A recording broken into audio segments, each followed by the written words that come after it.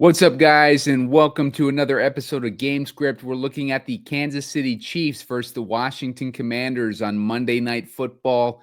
And National Tight End Day continues on Monday with probably the biggest tight end name out there with Travis Kelce. And will he continue the trend of National Tight End Day with the tight ends just crushing it? We'll dig into it right after this.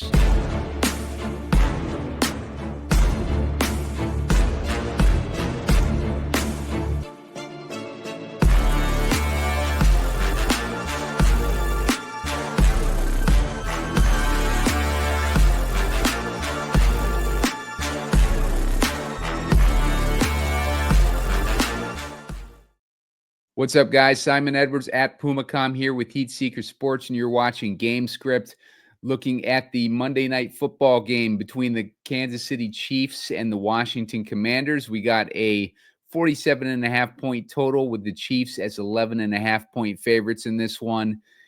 We got the final installment of National Tight End Day extending into Monday, because you can't have a National Tight End Day without Travis Kelce involved. The Travis Kelce and his teammates certainly wouldn't want you to have that.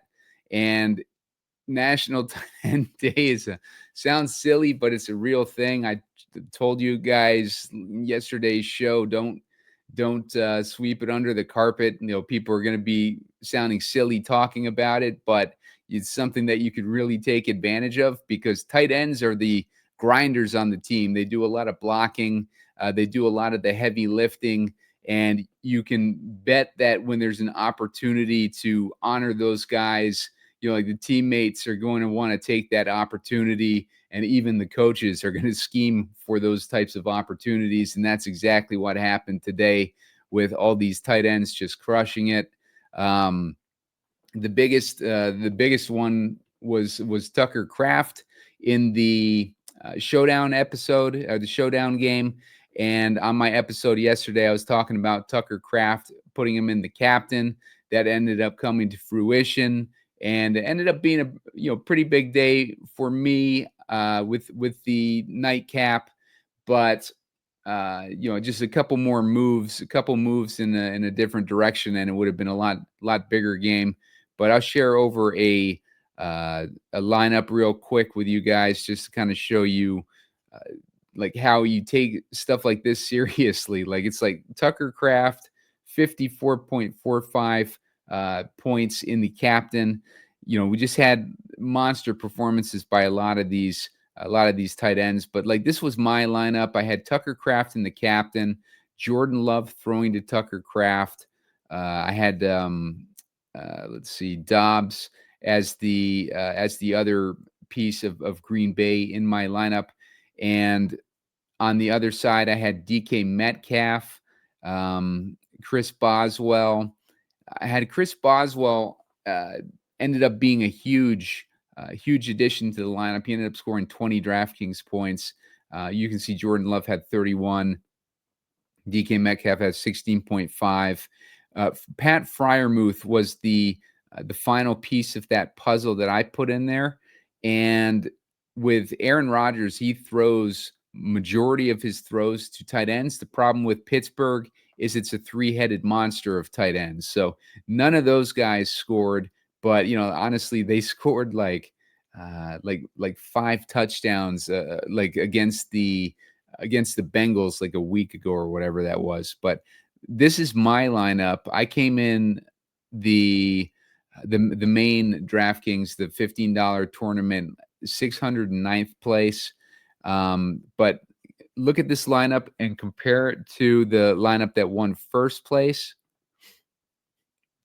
And Tucker Kraft, Jordan Love, they swapped out Aaron Rodgers for DK Metcalf, but he only scored about 0.25 points more than DK Metcalf. They had Dobbs too, Boswell, and look at the only switch was, apart from Rodgers, was Roman Wilson, the guy that I made fun of on the show a little bit. He ended up getting 17.4, just stealing the thunder of Freiermuth. Roman Wilson came alive in the fourth quarter. Otherwise, my lineup was doing a lot better, and he ended up scoring these 17.4 DraftKings points.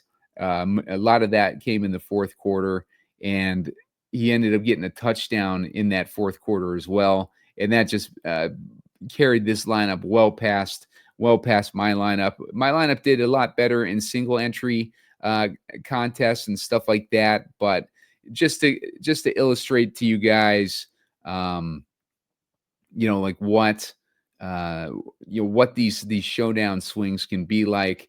If I had to put Roman Wilson in there, it could have been the difference between making like a couple $100 on the night and then just having a monster game with 250 K if I'd actually won that tournament. I've come very close, in a lot closer than this, honestly, in a lot of these contests, and this particular one, didn't bother me because it's kind of a nothing burger. I didn't have any intention of playing Roman Wilson, but there's been swings in these showdowns where I had first place, winning 118K up until the very last play of the game.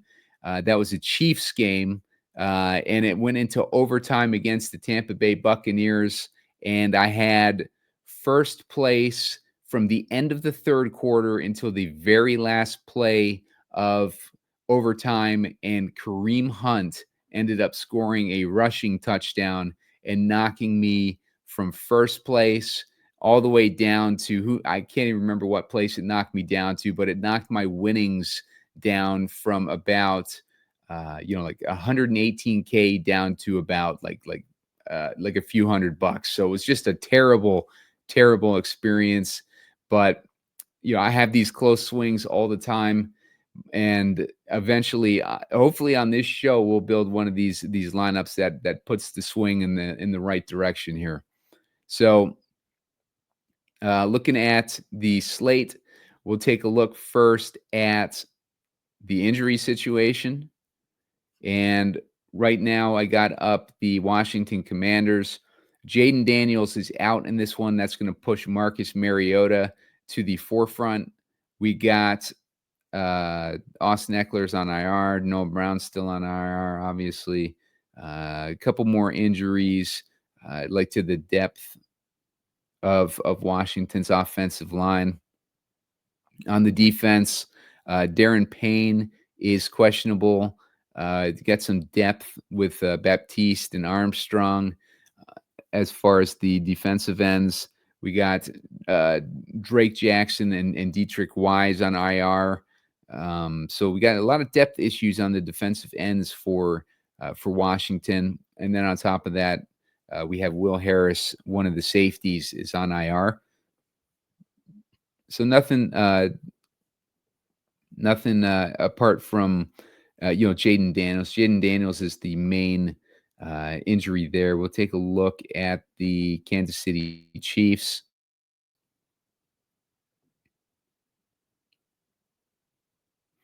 Kansas City, we're looking at, they got a left tackle out, a starting left tackle out, and a starting right guard out. So their offensive line is pretty banged up. Ethan Driscoll also out. On the defense, we got some depth issues, primarily to the linebackers. It looks like we got one of the safeties out. Eric Scott also on IR. So a bunch of damage to the Kansas City defense. So that could be good for Marcus Mariota in this game, depending on how close they're able to keep it, and how much the injuries to the depth of that defense might mean if they are kept on the field for a long time. So let's go back over to our breakdown here and take a look at the player pool that we're working with.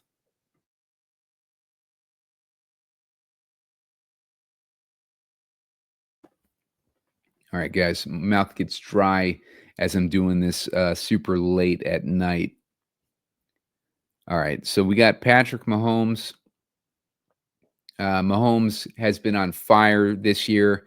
Vintage Mahomes. We've gotten the Mahomes that we had lost for a few years. He used to be a stud number one quarterback, and he used to be drafted in like the second, third round of best ball drafts for a while there. Like this season in particular, you could get him in the fifth, sixth round. Beyond that, he was more of an oversight, and just absolutely crushing it this year. He comes back as vintage Mahomes, the one that everybody forgot about, and he's reminding people of why he used to be fantasy relevant. So 26 DraftKings points, 30 in 2 of the last 3 weeks, and he's facing a Washington defense that is giving up 19.6 DraftKings points a game to the quarterback position.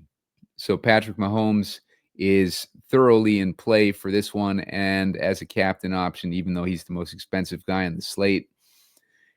Part of the reason why I like him as captain is because all these receiving options of Kansas City is just a hodgepodge of guys. We see some stability coming into it with Rashid Rice coming back and Xavier Worthy coming off the injured reserve. Both those guys are probably the most stable receivers that Mahomes has right now.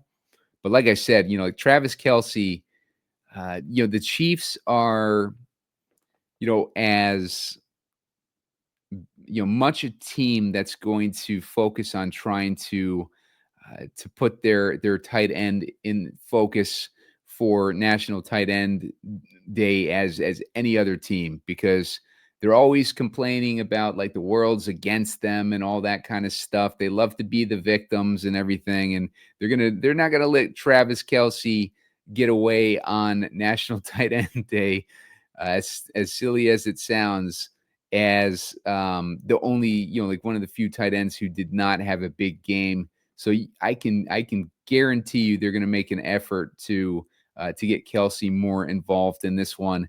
You saw him have 7 targets, 8 targets, 5 targets, 7 targets, 6 targets. The last few games, Rashid Rice comes back. Rashid Rice is going to eventually, absorb the role that Travis Kelce plays, because Travis Kelce he's on his last legs. I don't know if he's going to retire this year or maybe next year or whatever, but he's on his last legs, and we can see it with the last few weeks. He had some pretty decent games. He had 13.8 DraftKings points and 19 DraftKings points, but a lot of these smaller outputs that we've seen out of him. He's actually been pretty good this year, filling in for a lot of the injuries that have happened to Kansas City, scoring double-digit points in multiple weeks. So, he's still capable of doing it, and he's still capable of making it into an optimal lineup. He is expensive, though, Travis Kelce at $8K. With Marcus Mariota. Mariota had a couple good weeks to kick things off with subbing in for Jayden Daniels. And then, last week he only scored 4.9 DraftKings points against Dallas, like the best matchup you could get. But I think Jayden Daniels started that game, and then Marcus Mariota came in to do cleanup duty. Let's see how many.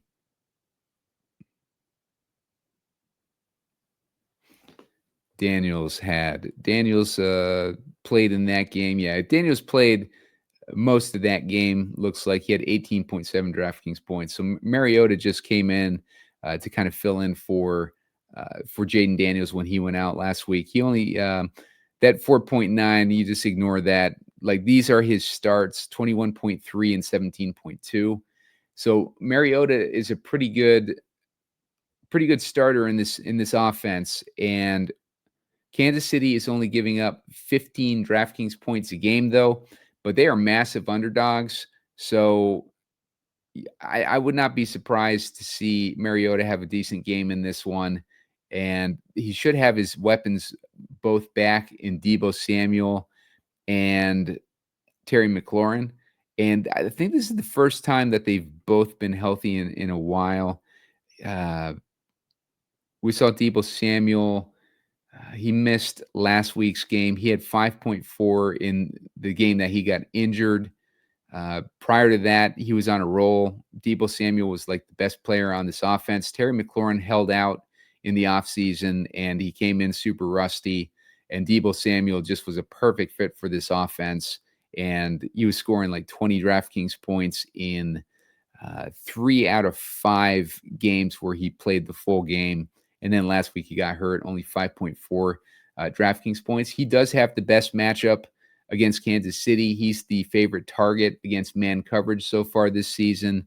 And on top of that, Kansas City's given up 10.7 DraftKings points a game to the slot, which is the best matchup against this Kansas City defense, which has been really good this year. So Deebo Samuel is probably my favorite guy on the Commanders, apart from Marcus Mariota. If we're looking at Rashee Rice, the weak spot of the Commanders is also the slot. They're giving up 15.7 DraftKings points a game to the slot position. So Rashee Rice is going to be primed to have a really good game in this one as well. He's probably my favorite captain option, but the field's probably going to be heavy on that captain option. So we're going to have to check out and see what the situation is there with the ownership when that information comes in on Monday. So keep an eye on Rashee Rice and hit the like button. Get me to 60 likes, and I'll put my favorite picks in the comment section. Forgot to say that at the top. Obviously, subscribe to the channel. Looking for 2,200 subscribers. Only need about 90 subscribers to get there. Little less than 90 subscribers, actually. So help me out and hit that subscribe button. Now, you want to subscribe anyways to get access to all the alerts when these shows go up, but also access to the free beta preview of my website, the secret weapon that's coming out here very shortly.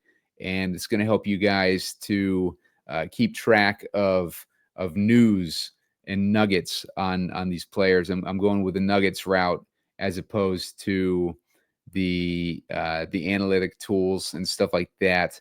I think analytics is huge, but I think also you got to take into consideration narratives and coach speak and stuff like that. And I'm going to be covering that heavily in my my website that's coming out. So moving on to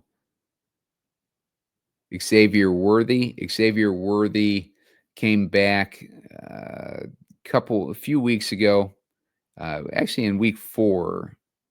Yeah, week 4 he came back. He missed a few weeks, and he's had 3 out of 4 of those weeks double-digit DraftKings points. Last week with Rashee Rice back in the lineup, he only had 7.8 DraftKings points. So just kind of goes to show how much of the workload that Rashee Rice has absorbed. Rashee Rice, the Kansas City Chiefs have been talking them up as having a monster year this year and being heavily involved in the offense. So all the more to like Rashee Rice. As far as wideouts, the Chiefs are only giving up, the Commanders are only giving up 19.3 DraftKings points a game to the wideout position, 18.6 DraftKings points a game to the wideout position. That is not a favorable matchup. Only 48% of the targets against Washington go to wideouts, but they are still vulnerable potentially to a guy like Xavier Worthy, especially with a fully healthy Chiefs team that has a lot more weapons. So let's take a look here at Terry McLaurin, who does not have an injury designation this week, which is good. He's coming back for his first week since week 3.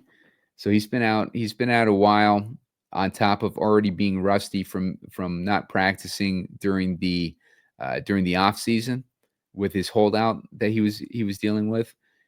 Terry McLaurin, another guy that does pretty well with man coverage. Just to give you guys an idea, Terry McLaurin, let's see. This year, he has not done well with man coverage. It's been primarily Deebo Samuel. The Chiefs run man coverage at, I got a 47% rate, which is among the highest in the league.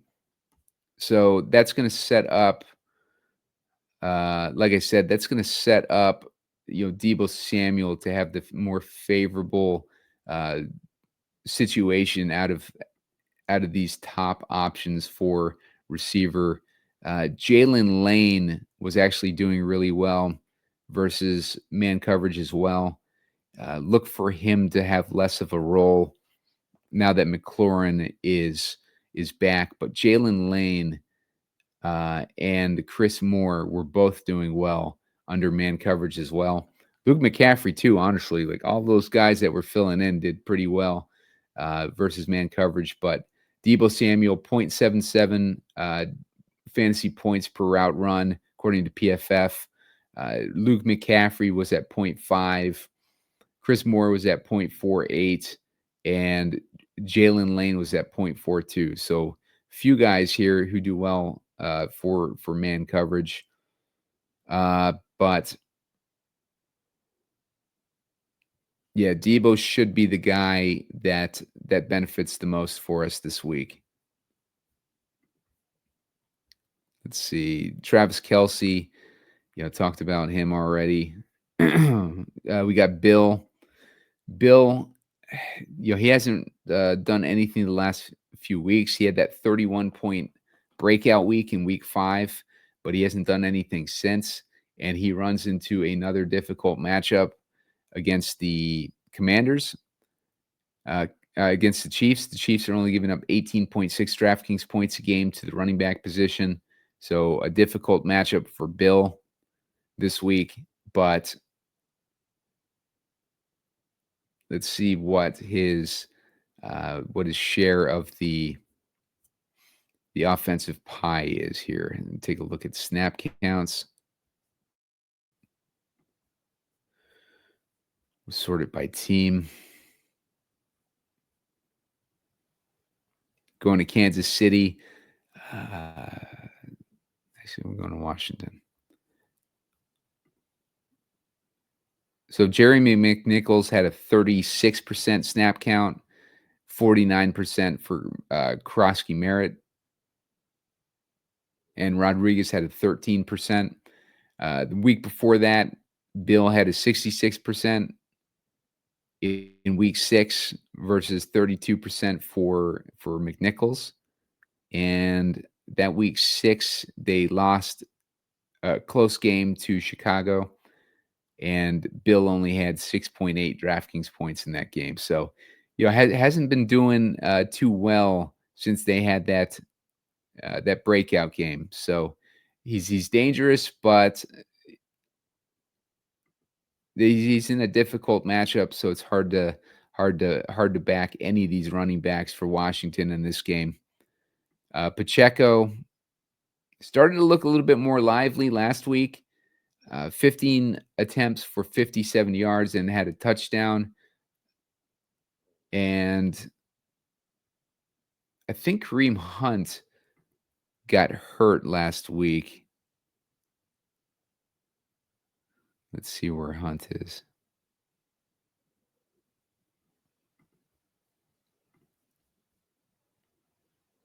Does not carry an injury designation, so Hunt is in play this week as well. Only had 1.8 DraftKings points. He had 4.4 the week before that. The only time Hunt does well is when I fade him on Showdown. So let's see what kind of snap counts we had here for the Chiefs. Hunt had 19%, but he got hurt in that game. He was probably closer to this 30% for the last couple weeks. Pacheco owns the majority of it. It was 62 and 77, and Brashad Smith, he had 9 and bounced up to 35% when Kareem Hunt got hurt. So seems like Brashad Smith is kind of dependent on these health of these other running backs, but the coach speak and the speak about, like from Patrick Mahomes have all been positive on Brashad Smith, who is at 4K this week. He's actually more expensive than Hunt. If people are looking at just the snap counts and they're not paying attention to the fact that Kareem Hunt was hurt, they might think that Brashad Smith has kind of taken a bigger role in the offense, but really he had 13 DraftKings points last week. Let's see if there's any comments about him. Yeah, the direct result of Hunt being hurt. So not going to read too much into Brashad Smith. I'm waiting for the week that we can use him, though, when he is splitting maybe that backfield with Pacheco, and he has a better opportunity to kind of carry the bigger load. Zach Ertz, National Tight End Day, like I said at the top, don't take that lightly. Let's see what Commanders are allowing to, or what the Chiefs are allowing to the tight end position. Only 7.8 DraftKings points to the tight end position from the Chiefs. So they've been a pretty stout defense against tight ends. Kelce, I don't know if I mentioned it, but Washington's given up 13.2 DraftKings points a game to the tight end position. So Ertz, he's going to be in play this week on the lower end of that salary range. Hollywood Brown, looking at the guys who benefit against man coverage for the Chiefs,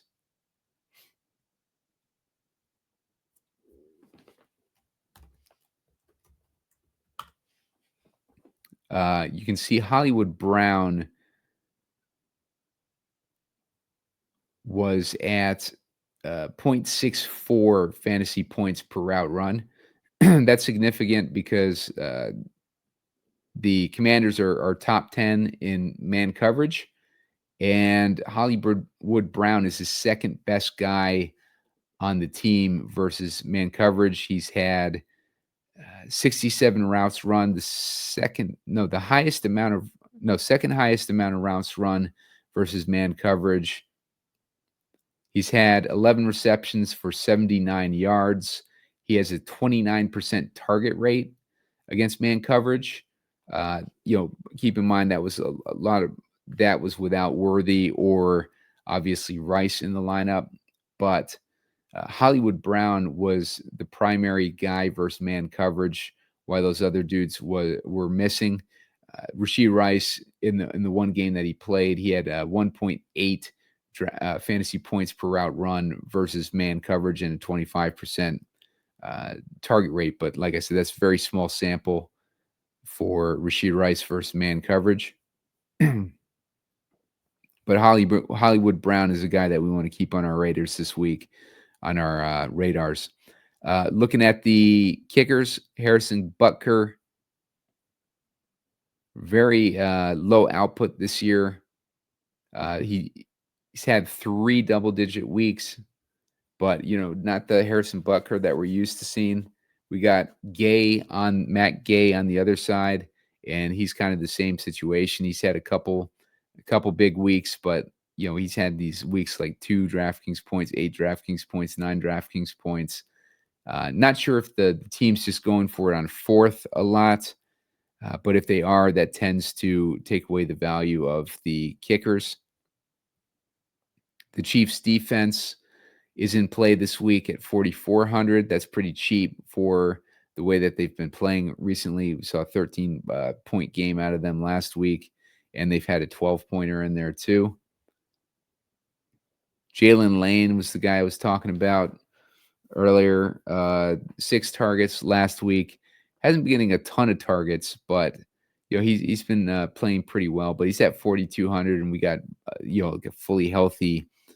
The studs are fully healthy now. Brashad Smith already went over. Luke McCaffrey. He probably did the best out of all the receivers while the studs were gone. 10 DraftKings points, 10 DraftKings points, 14 DraftKings points. So since week 3, basically when Terry McLaurin went out, Luke McCaffrey stepped up, and look for him to take a more permanent role in this offense. He's at 3,800. Chris Rodriguez, not interested in him. McNichols is too thin for me at running back in a bad matchup. Commanders D is at 3,200. They're not really in playing in Kansas City. By the way, like Kansas, like why are all these primetime games always in Kansas City? Like they're never on the road in these primetime games, it seems. Kareem Hunt is on the radar for this one. $3K for his salary. And like I said, like the Commanders are giving out 21.8 DraftKings points a game to the running back position. That puts Pacheco in play as well. Tyquan Thornton saw his workload was drastically reduced. We'll come back to check out the wide receiver usage with Rashee Rice back.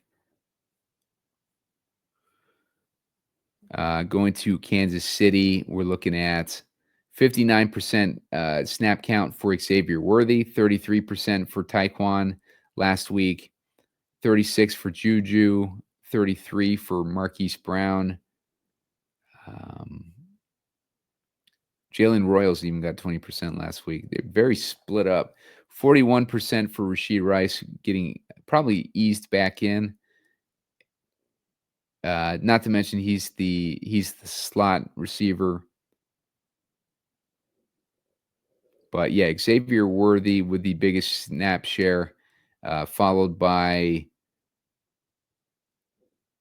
Juju, Marquise, and Rashee Rice. So I think that Rashee Rice is going to probably be closer to 60% this week,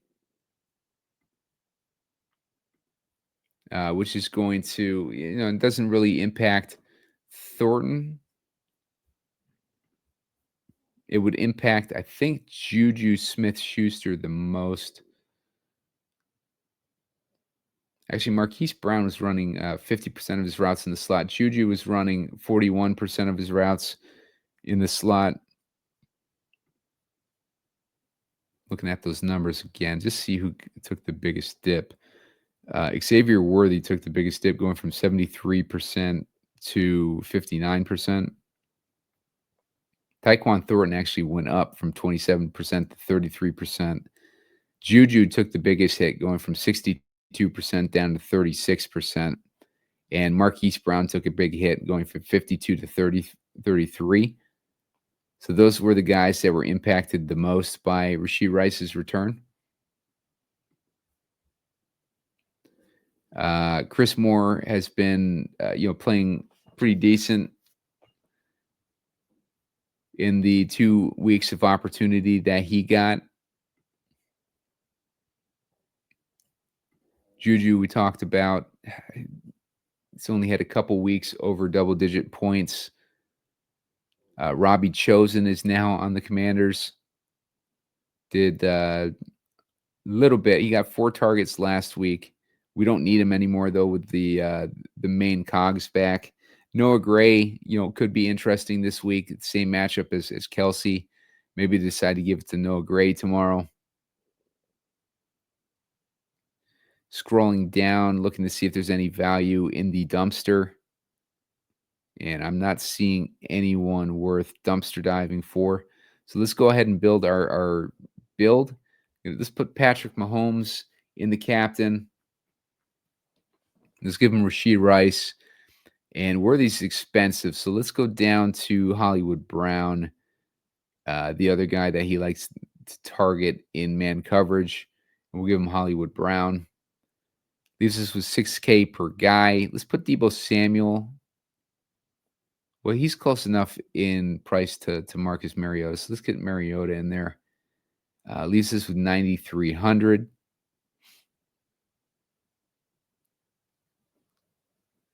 I want to get at least one of these tight ends in the lineup. Kelce's expensive at 8K. Let's go down to Ertz. Let's put Ertz in there. Leaves us with 3,700. So we got these backup running back options and also the Commanders D. Kareem Hunt is probably where I would lean here. Like I said, I've never been able to get Kareem Hunt right on these showdown slates. So if I put him in a lineup finally, he'll probably end up shitting the bed. But Thornton's another option here, and Juju Smith-Schuster with Mahomes in there as the captain. But this would be, Kansas City's throwing at a very high rate, and the running game has not been good, and they're also missing, a couple offensive linemen. So, don't be surprised to see the running game continue to be stagnant and the passing game to continue to flourish for Kansas City. And that's why I kind of like putting Mahomes in the captain with a couple pass catchers. And then on the other side, you're going with Marcus Mariota and Zach Ertz. We could swap that out for Deebo Samuel if you wanted to try to get Kelce in there. Maybe we get him in there instead of Brown. Leaves us with 6,900. Let's say we want to put that Chiefs D in there. Leaves us with 2,500. And we get like Juju. That leaves us right there for Juju or Noah Gray, basically, as a couple options. So let's clear that out. Let's go with Rashee Rice in the captain for this next build. Probably my favorite captain play. He's probably going to be heavily owned. I want Mahomes in most of these lineups. Let's get Deebo in there. Let's get Hollywood in there again.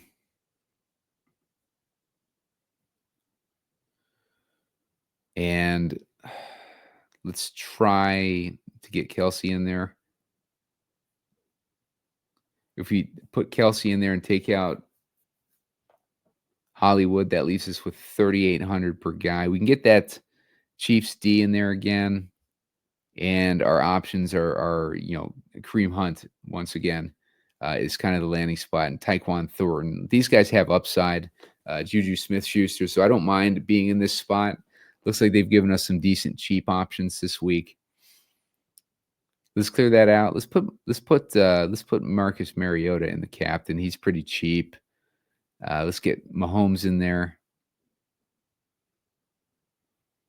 And Rashee Rice. Let's give him Deebo. And let's give him Zach Ertz and see where that gets us. Leaves us with $1,000. Not a whole lot of options there. So maybe we bump Rice down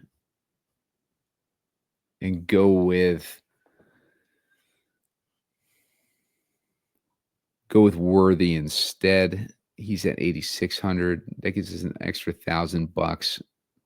So that puts us in Noah Bates range, or Noah Gray range.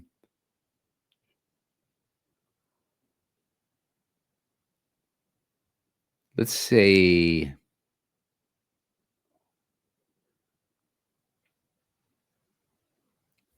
let's get rid of Ertz.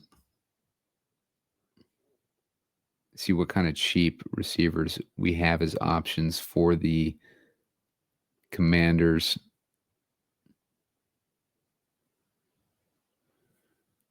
Let's see, where did Luke McCaffrey go?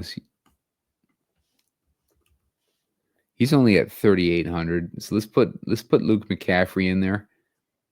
So we got Deebo and McCaffrey for Mariota as our two guys. We can put one of these backup running backs in there. We can put the Commanders D and the Kareem Hunt. Kareem Hunt and Thornton are always going to be my favorite in this range, and then Juju.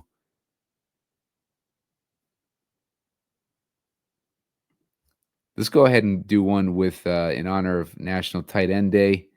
Let's put Kelce in the captain. Give him Mahomes. We'll get Mariota in there too. And Debo.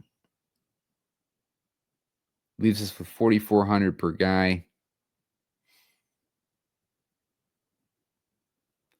Let's go in this one with Ertz. Let's get double tight end in there. 3,200 leaves us with Kareem Hunt again. So some good options there. We got some good options. This lineups are not that difficult to build in this one. We're telling the story here. Mahomes to Travis Kelce, not letting his buddy get forgotten on tight end day. Zach Ertz benefiting from that as well. They both have matchups. Ertz's matchup is not the best. Maybe we focus more on a slot guy. But Ertz as a tight end, he's naturally going to be running some routes out of the slot anyway. So let's say he benefits from that in our storytelling here. But Mahomes is either running the ball in this scenario or he's throwing it to Kelce. Kelce probably needs volume, and he needs touchdowns in order to be relevant. And we put like a guy like Thornton in here as well.